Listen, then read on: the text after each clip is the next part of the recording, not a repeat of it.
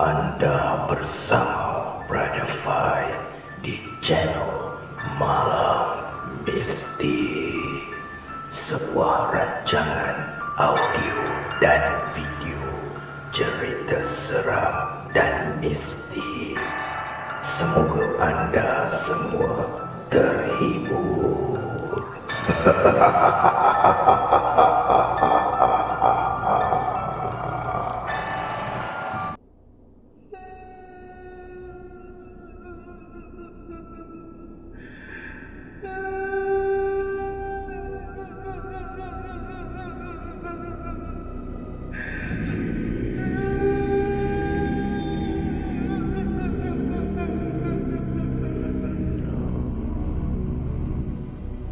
Para pendengar Malam Mistik, pada malam ini Brother Fai akan kongsikan kepada anda kisah yang datangnya daripada Mimin Alibaba.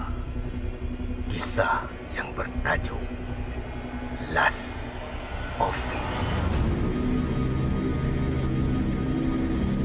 Assalamualaikum. Pada malam semalam ketika aku baru memulakan tugas, aku dimaklumkan ada kematian di tingkat 4 dan aku dikehendaki membuka bilik mayat dan menyediakan peralatan untuk prosedur LO. Apakah itu LO? Di pengakhiran cerita ini, Brother Fai akan terangkan apa itu LO. Aku memandang jam di dinding. Baru pukul 10 malam. Ada 10 jam lagi aku perlu menunggu sebelum mayat dituntut oleh ahli keluarga. Seperti kebiasaannya, ahli keluarga pesakit akan menuntut mayat pada 11 siangnya sekiranya pesakit meninggal dunia pada malam hari. Dan kami cuma perlu berurusan dengan pegawai perubatan yang bertugas dan balai polis yang berdekatan untuk pengesahan kematian. Untuk pengetahuan semua, tempat aku bertugas tiada jururawat lelaki mahupun penolong pegawai perubatan lelaki, kerana tempat kami hanyalah lebih kepada pusat jagaan dan rehabilitasi yang tidaklah sebesar mana. Kesemua tugas berada di bahu kami dan dari mula sehinggalah selesai. Seperti kebiasaannya, akan ada 2 orang jururawat yang akan membuat prosedur LO. Dan pada malam semalam adalah giliran aku dan Fatin. Kami segera menyiapkan kelengkapan LO dan menunggu mayat turun untuk dibersihkan. Sebelum melakukan prosedur, aku meneliti fail dan dokumen si mati. Merupakan seorang perempuan berusia 83 tahun yang mengidap penyakit darah tinggi dan kencing manis. Terdapat luka di belakang badan dan kudung sebelah kaki. Bermakna kami juga terpaksa melakukan prosedur dressing sebelum mengkafankan mayat. Ketika proses berlangsung, aku dan Fatin bersembang seperti biasa sambil membuat prosedur. Sesekali kami meminta kebenaran kepada si mati untuk membuat sesuatu ke atasnya. Sorry Aso, misi lap sikit muka ni ya. Kasih bersih dan cantik. Misi letak kapas dalam telinga dan hidung ya. Lebih kurang begitulah. Ini lebih kepada adab kepada si mati. Kami berdua segera menyiapkan proses tersebut, memandangkan pihak forensik akan datang untuk mengambil gambar si mati dan membuat laporan. Setelah pihak forensik dari balai berdekatan beredar, aku dan Fatin kembali ke kaunter jururawat untuk berehat. Kami sengaja membiarkan seluruh wad terang benderang pada malam itu. Bohonglah kalau tidak takut, kerana bilik mayat cuma beberapa meter dari kaunter jururawat kami.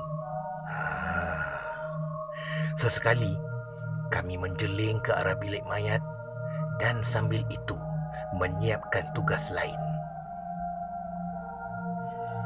Ketika jam menunjukkan pukul 2 pagi, aku dan Fatin terdengar bunyi seseorang menangis.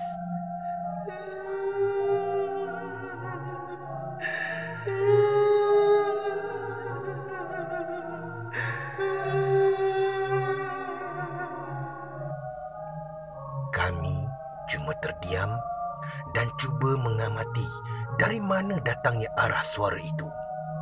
Sayup-sayup kedengaran, halus dan mendayu-dayu. Kami mengambil keputusan untuk membuat rondaan di sekitar wad. Ketika baru hendak melangkah menuju ke kubikel akut, Fatin segera menahan tanganku. "Hei, nanti dulu." Dia memberi isyarat bahawa suara itu datangnya dari arah belakang kami. Semasa kami berpaling, tiba-tiba pintu bilik mayat tersebut terbuka. Dan kemudian dihempas. Boom! Jelas di depan mata kami. Tapi bila masa pintu itu terbuka, sedangkan pintu tersebut menggunakan auto lock system dan kad akses berada di tangan aku.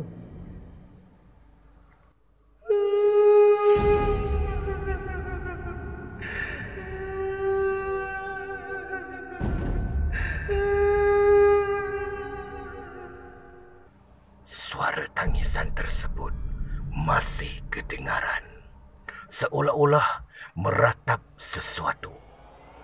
Sesekali terdengar bunyi seperti barang terjatuh dan dibaling ke dinding. Dalam hatiku bertanya, apalah yang terjadi semasa hayat si mati? Tangisan yang mendayu-dayu seperti menceritakan kesedihan yang dialaminya. Tiba-tiba timbul rasa simpati kepada si mati. Dalam keadaan ketakutan, aku bersuara, "Asu, kami tak ganggu. Asu, rehatlah. Kami tengah kerja. Asu, jangan sedih ya. Sekejap lagi anak datang ambil Asu." Tidak lama selepas itu, suara tangisan tersebut tenggelam dan hilang. Suasana kembali sunyi. Aku dan Fatin tidak mampu untuk meneruskan tugas. Kami cuma duduk dan membaca surah Al-Quran dan berzikir. Dalam hati berdoa semoga cepatlah masa berlalu. Jam 8 pagi, selepas handover report, aku bergegas ingin pulang ke rumah. Ketika itu, aku tidak memikirkan apa-apa selain ingin tidur dan berehat. Semasa menaiki lift untuk turun ke bawah, aku seperti perasan akan sesuatu di sebalik pantulan dinding lift. Seperti susuk tubuh seseorang berdiri di belakangku. Setahu aku, cuma aku seorang saja yang masuk sebentar tadi.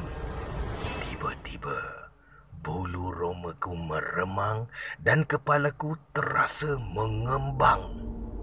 Dalam hatiku bertanya, apa lagi yang benda ni nak? Ya Allah, aku lupa membersihkan diri selepas melakukan prosedur LO sebelum habis waktu bertugas. Kebetulan juga aku dalam keadaan kotor. Dia dalam keadaan uzur. Aku berdoa dalam hati agar benda tersebut tidak mengikoriku. Tiba-tiba, lift tersebut berhenti di B2. sedangkan aku menekan butang G. Bermakna sudah melepasi tingkat yang sepatutnya.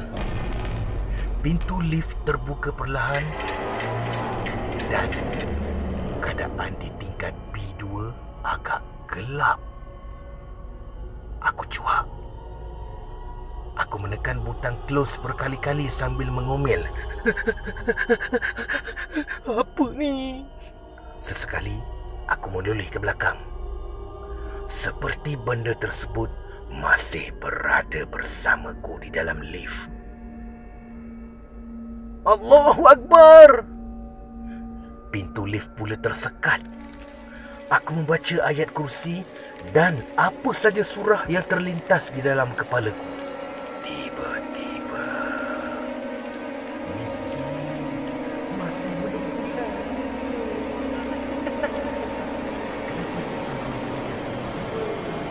Kenapa?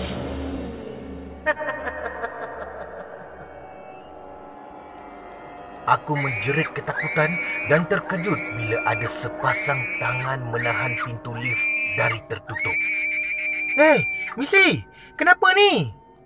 Sini tempat buang sampah. Aku lihat cleaner terus masuk ke dalam lift membawa troli dan tong sampah. Aku cuma mampu melihat dari atas ke bawah. Kamida ke ni? Soalan bodoh dari aku.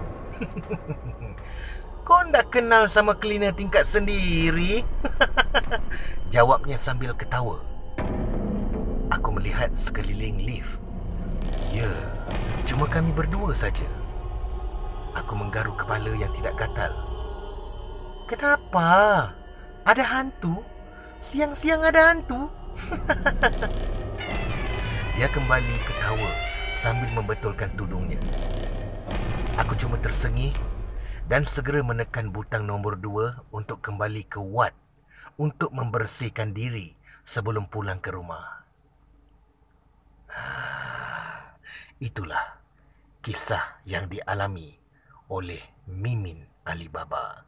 Oh ya, nak tahu apa maksud LO? LO itu bermaksud last office. Sama dengan tajuk cerita ini, iaitu prosedur membersih tubuh pesakit yang telah meninggal dunia dan menanggalkan atau mencabut segala tiub dan apa saja yang dipasang pada pesakit semasa hayatnya berada di wad. Ini termasuk mengisi segala borang berkaitan untuk diserahkan kepada yang berkenaan. Dan ini juga merupakan satu penghormatan terakhir kepada jenazah. Sekian daripada Mimin Alibaba. Terima kasih, Brother Fai. Terima kasih kepada anda yang mendengar kisah ini. Peace, no war.